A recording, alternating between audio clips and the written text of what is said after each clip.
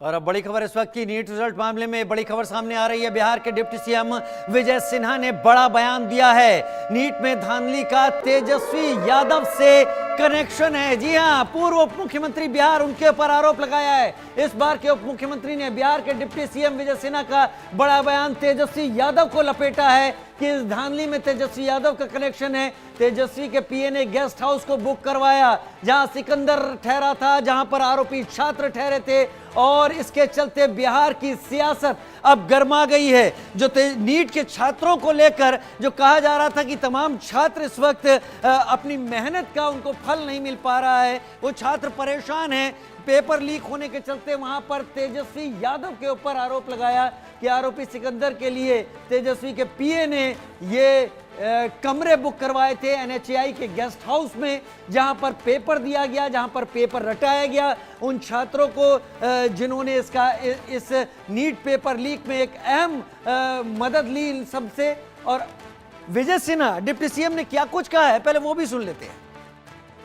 पथ निर्माण विभाग में कार्यरत प्रदीप कुमार द्वारा एनएचआई के गेस्ट हाउस में सिकंदर कुमार के नाम से बुकिंग के लिए पदस्थापित कनीय अभियंता को व्हाट्सएप पर मैसेज भेज दिया। मैसेज मारा गया यहाँ से, वहाँ के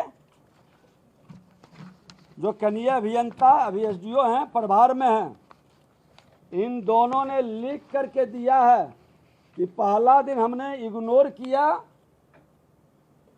ये प्रीतम कुमार यहीं पर पीएस थे जब ये मंत्री विभाग के थे तेजस्वी यादव जी, और इसीलिए वो मंत्री शब्द का वहां उपयोग करवा। विजय सिन्हा दस्तावेजी सबूत के साथ आरोप लगाते हुए तेजस्वी यादव पर वहीं बढ़े आगे। नीट परीक्षा पर सुप्रीम कोर्ट में सुनवाई के बाद परीक्षा रद्द करने की याचिका पर सुनवाई। सुप्रीम कोर्ट ने एनटीए को नोटिस भेजा है। जी हां, सुप्रीम कोर्ट ने एनटीए को नोटिस भेजा। बड़ी खबर, नीट विवाद पर परीक्षा रद्द करने की याचिका पर सुनवाई और सुप्रीम कोर्ट ने नेशनल टेस्टिंग एजेंसी एनटीए को नोटिस भेज दिया है। सुप्रीम कोर्ट ने काउंसलिंग पर रोक से भी इनकार किया है। 8 जुलाई को अन्य मामलों के साथ ही सुनवाई होगी, तब तक एनटीए को जवाब का वक्त दिया गया है। परीक्षा अगर रद्द कर दी, सुप्रीम कोर्ट ने यह कहा हमने, तो काउंसलिंग भी रद्द मानी जाएगी। परीक्षा रद्द करने की याचिका पर सुनवाई के दौरान सुप्रीम कोर्ट ने यह बातें कही, एनटीए को नोटिस भेज दिया। हालांकि काउंसलिंग पर इनकार किया सुप्रीम कोर्ट ने। 8 जुलाई का वैसे भी सुप्रीम कोर्ट ने वक्त दे रखा है, 8 जुलाई की बात कही हुई है और 8 जुलाई तक एनटीए को जवाब भी देना है। अगर सुप्रीम कोर्ट ये पाता है, और जैसा सुप्रीम कोर्ट पहले कह भी चुका है, 0.01% भी अगर गड़बड़ी के चांसेस दिखे तो हम कड़ा कदम उठाएंगे। यानी कड़ा कदम क्या, जो छात्रों की मांग है परीक्षा रद्द की जाए, यह तय करना सुप्रीम कोर्ट का अधिकार है। लेकिन इशारे ऐसे ही मिल रहे, लिहाजा सुप्रीम कोर्ट ने काउंसलिंग नहीं रोकी है।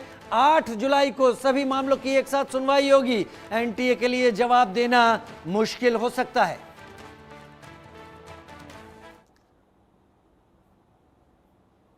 उधर आगे बढ़ते हुए नीट पेपर लीक में बड़ा खुलासा हुआ है। पकड़े गए आरोपी अभ्यर्थी का कबूलनामा भी सामने आ गया। जी हां, आरोपी अनुराग यादव ने पेपर लीक की बात मानी है। अनुराग यादव अभ्यर्थी, उसका कबूलनामा, आरोपी अनुराग यादव ने पेपर लीक की बात कबूल ली है। मेरे फूफा सिकंदर यादवेंदु ने मुझसे कहा था, पेपर की सेटिंग हो गई और मुझे कोटा से बुलाया गया। रात में नीट परीक्षा का प्रश्न पत्र दिया गया। रात भर ही प्रश्न पत्र उत्तर रटवाए गए, जो उत्तर रटवाए वही परीक्षा में आए। अनुराग का कहना, मेरे पास प्रश्न पत्र पहले ही आ गया था, 100% वही प्रश्न पत्र पूछे गए जो मेरे पास था। परीक्षा के बाद पुलिस ने मुझे गिरफ्तार कर लिया। अनुराग यादव, उस अभ्यर्थी ने बात कही है। सिकंदर कौन है? वो शख्स जो कि सरकारी विभाग में इंजीनियर है, जल विभाग में, और अभी फिलहाल पुलिस की कस्टडी हिरासत यानी जेल में है। वो इस वक्त अभी न्यायिक हिरासत में भेजा जा चुका है। और उसके रिलेटिव, उसने ये कहा, अनुराग अभ्यर्थी ने, कि मेरे पास तो एक रात पहले पेपर आ गया था, मुझे सारे जवाब रटवाए गए और अगले दिन वही पेपर 100% सामने आया। अब भी क्या कुछ बचा है?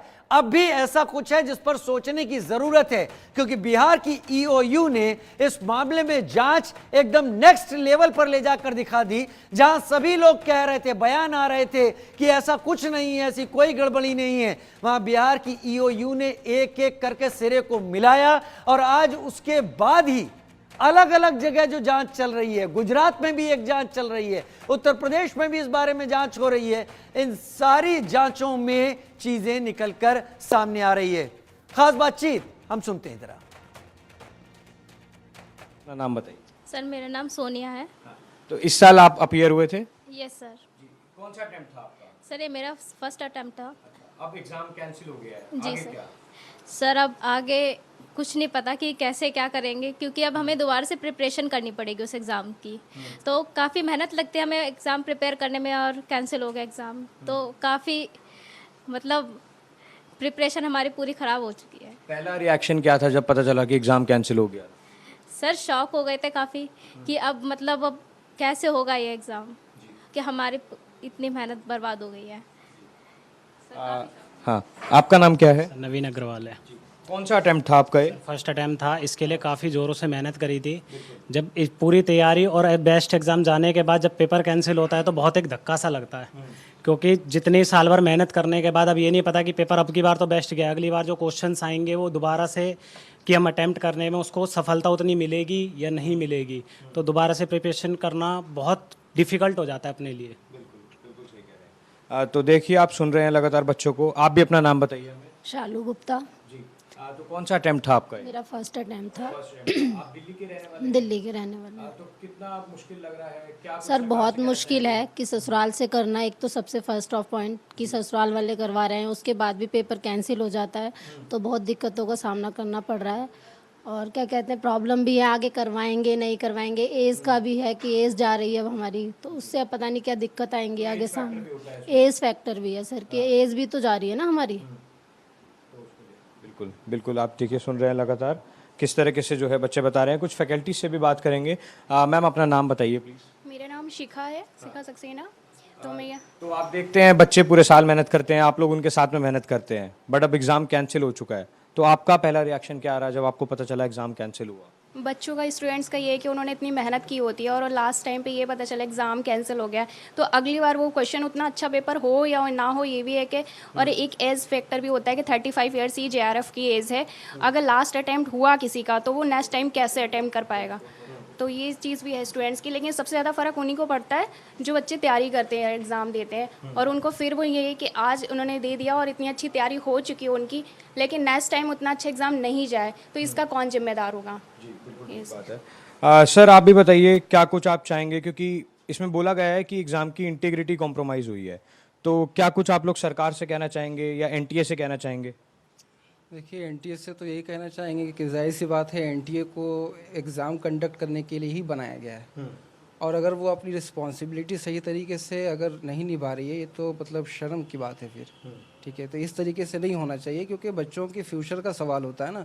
अब बच्चे अपनी पूरी प्लानिंग करके जो है अपनी स्टडी को जारी रखते हैं, और एग्ज़ाम होने के बाद फिर उनका अपना एक अलग कुछ प्लानिंग होता है, क्योंकि बहुत सारे बच्चे बाहर से आकर के दिल्ली में पढ़ाई करते हैं। ठीक है, अब वो घर चले जाते हैं पेपर देने के बाद। अब बताइए, बहुत सारे बच्चे जो घर चले गए हैं, अब वो किस तरीके से प्रिपेयर करेंगे एग्ज़ाम? तो इस तरीके की चीज़ें नहीं होनी चाहिए। गवर्नमेंट को इस चीज़ों को देखना चाहिए अच्छे से, क्योंकि NTA को तो सिर्फ इसी के लिए बनाया गया ना कि आप एग्ज़ाम कंडक्ट करवाएं। अब आप एग्ज़ाम सही तरीके से फेयर अगर कंडक्ट नहीं करवाएंगे तो ये तो गलत चीज़ है। और इस बार बताया जा रहा है कि OMR पे कराया था, पहले कंप्यूटर पे होता था। हाँ, पहले तो कंप्यूटर बेसिस पे ही एग्ज़ाम होता था, इस बार फर्स्ट टाइम जो है OMR शीट पे हुआ है इसमें। तो इसको तो मेरे ख्याल से और फुल रिस्पॉन्सिबिलिटी लेकर के और अच्छे तरीके से करवाना चाहिए था, क्योंकि ये फर्स्ट टाइम OMR शीट पे हो रहा था। अब फिर इस तरीके की बात आना कि पेपर लीक हो गया, तो ये तो सही नहीं है।